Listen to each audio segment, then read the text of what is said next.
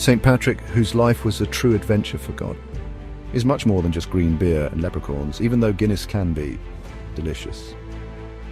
Patrick was born to a normal Christian family, and at 16, Irish raiders abducted him, hauling him across the sea to Ireland as a slave for 6 years. While he was enslaved, he tended sheep, his isolation turning him toward God and prayer. A dream spurred his escape. He walked 200 miles to a port and sailed back to his home country of Britain. There, another vision called him to priesthood, and after training in Gaul under St. Germain, he was ordained a bishop. After leaving 20 years earlier, Patrick returned to Ireland, not as a captive, but as a missionary, driven to share the gospel with those who had once enslaved him. His mission began with a quiet yet resolute step onto Irish soil, a land of druids, untamed by Roman order.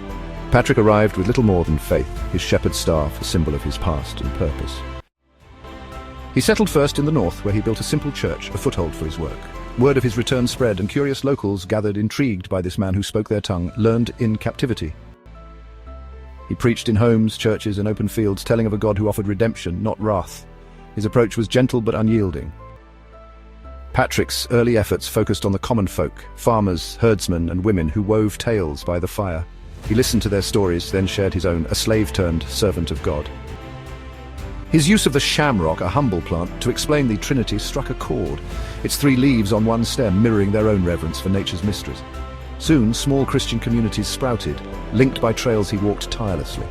He ordained priests from among the Irish, trusting them to carry the message further, a seedbed for a church that would grow beyond his lifetime.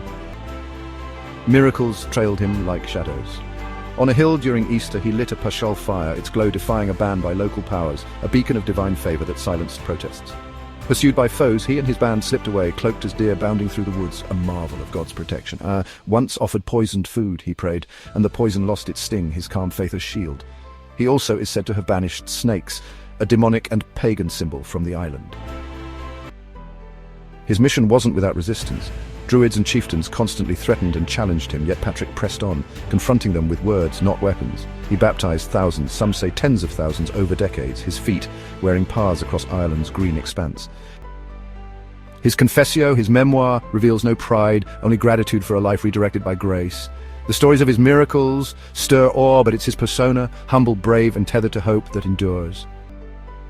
His shamrock remains an emblem of unity, his legacy a call to see redemption in every place. On March 17th, the world dons green, but the church lifts a deeper toast of Irish whiskey to a shepherd who never stopped seeking the lost and subscribed to help spread the word.